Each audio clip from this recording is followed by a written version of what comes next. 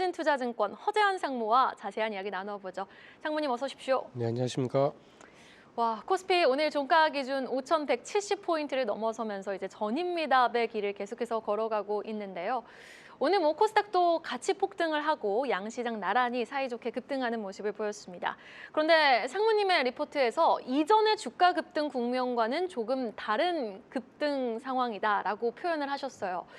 어나더 레벨로 진입을 했다라는 뜻으로 받아들여야 되는 건지 어떤 의미에서 이런 표현을 하셨나요? 네. 그러니까 이제 저희가 작년 4월 이제 그 미국 트럼프 대통령의 해방의 날 이후에 코스피가 거의 한 120% 올랐습니다. 그러니까 이렇게 한 1, 2년 사이에 이제 지수 자체가 뭐 한 2배 가까이 이렇게 오르는 경우가 많지는 않았거든요. 그렇죠. 굉장히 좀 드문 일인데다가 더 좀 특이한 거는 주가가 보통 이렇게 급등을 할 때는 사실 기업들의 실적에 대한 기대는 뭐 오늘의 삼성전자가 내일의 삼성전자가 크게 달라지는 건 아니잖아요. 근데 이번 같은 경우에는 주가가 이렇게 급등하는 과정에서 밸류에이션으로, 그러니까 투자자들의 어떤 기대감으로 주가가 오르는 것보다는 실적에 대한 기대치가 굉장히 빠르게 상향이 되면서 주가가 올라왔습니다.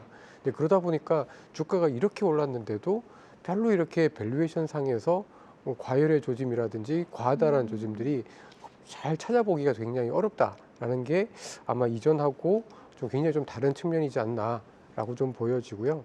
그리고 또 한 가지는 이제 외국인 투자가들이 분명히 조금씩 사고는 있는데 아주 적극적으로 사고 있지는 않은 상황에서 지금 이제 기관 투자자들 자금, 특히 이제 금융 투자라고 하는 ETF 자금을 중심으로 해서 돈이 들어오다 보니까 아무래도 이제 ETF라는 게 이제 주가 지수를 이제 추종을 하게 되고 아무래도 조금 더 대형주 위주로 조금 더 안정적인 자금이다 보니 시장의 흐름이 잘 이렇게 흔들리지 않는, 굉장히 좀 하단이 단단해지는 급등에도 불구하고 이런 흐름들이 좀 나타나고 있어서 예전하고는 조금 상승 국면의 어떤 특징이라든지 느낌이 좀 다르다, 이렇게 좀 보고 있습니다.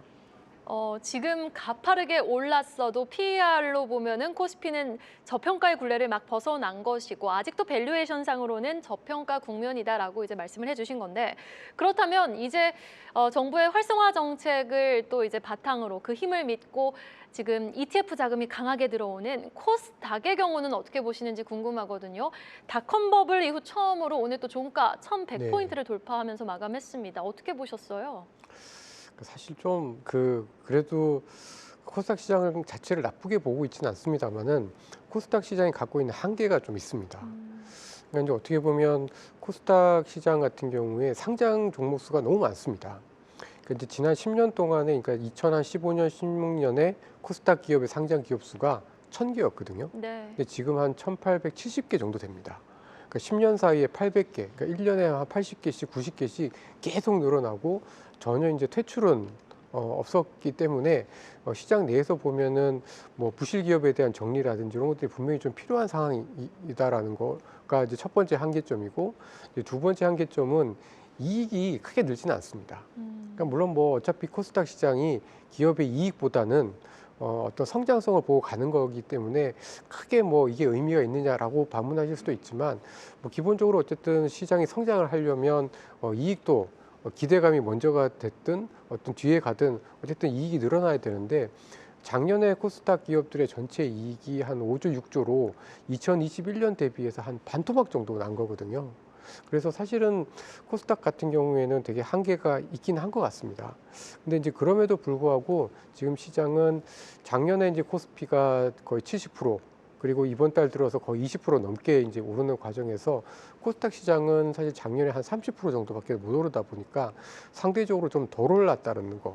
그리고 국내 이제 대기업들, 삼성전자나 하이닉스 같은 반도체 기업들이 어쨌든 성장을 계속해서 출하량을 늘리고 투자를 하기 위해서는 뭐 소부장이라든지 이런 쪽으로 중소기업들로 어떤 그 투자가 필요하다라는 거, 이런 것들 때문에 그래도 당분간은 이러한 코스닥 시장의 한계에도 불구하고 시장이 조금 더 뜨거워질 가능성들이 여전히 좀 남아있지 않겠나, 이렇게 좀 보고 있습니다.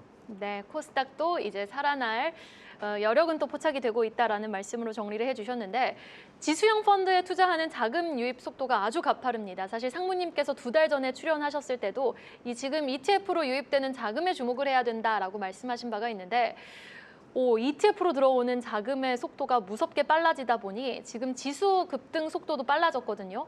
이러한 수급이 중장기적으로 우리 시장에 어떤 영향을 줄까요? 기본적으로는 시장이 이제 크게 조정을 안 받을 수 있는 좀 단단한 하방을 좀 지지해 주는 역할을 한다라고 보고 있습니다. 이제 말씀해 주신 것처럼 작년에 이제 저희 한국의 주식형 펀드로 한 83조 정도가 자금이 유입이 됐습니다. 네. 그러니까 83조면은 월 평균으로 해서 한 7조 정도 자금이 들어오는 건데 이달 들어서 20일까지 한 3주 동안에 거의 20조 넘게 자금이 들어왔습니다.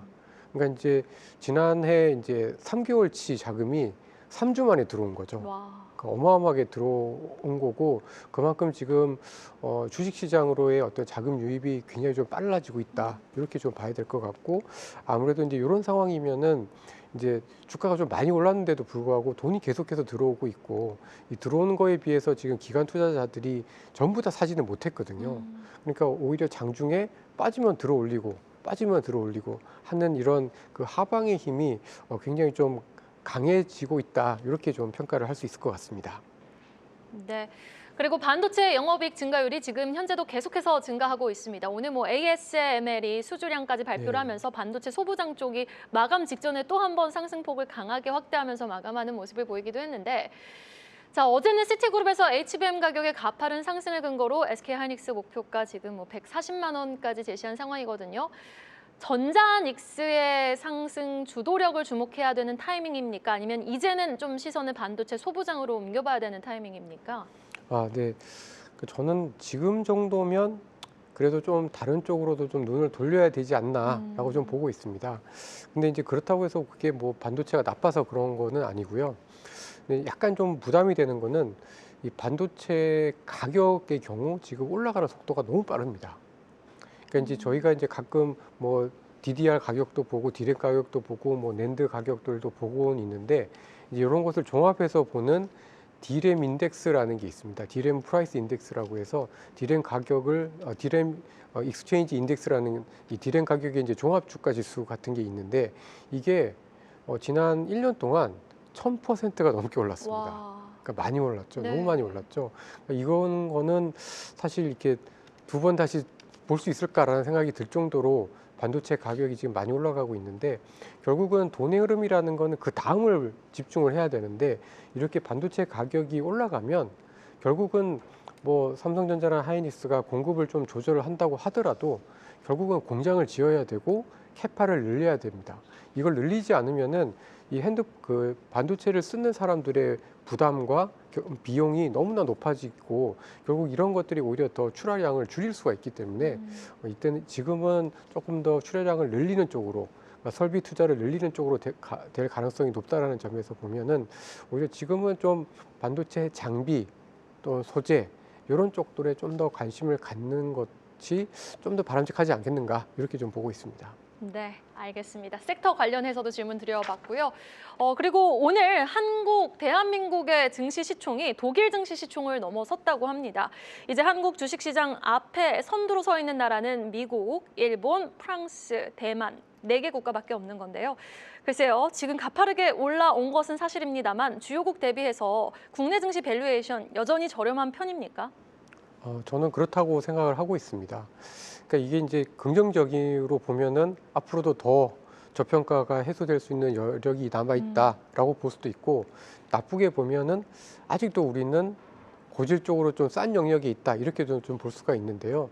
저희가 이제 그 ROE PBR이라고 해서 저희가 이제 기업들의 수익성이 좋아지면은 기본적으로 이제 밸류에이션도 높아지게 되는데 최근 들어서 저희 국내 기업들의 ROE가 작년 한 여름 그러니까 6월달, 7월달만 해도 한국 기업들의 ROE가 한 6%, 7%, 요 정도 됐던 것들이 네. 지금은 이제 12%, 13%까지 올라왔는데 사실 이게 정말 그 이익률을 그대로 반영을 한다라고 하면은 사실은 저희 국내 기업들의 PBR이 1.4배에서 1.5배가 아니라 1.8배에서 1.9배까지 이렇게 좀 올라와야 되는데 아직도 1.4배, 5배 트레일링 기준, 그러니까 이전에 이제 장부가로 계산을 하면 한 1.6배밖에 안 되니까 아직까지도 저희가 좀 그 기업들의 이익이 좋아지는 속도에 비해서는 그렇게까지 저평가 영역을 다 벗어나지는 않았다.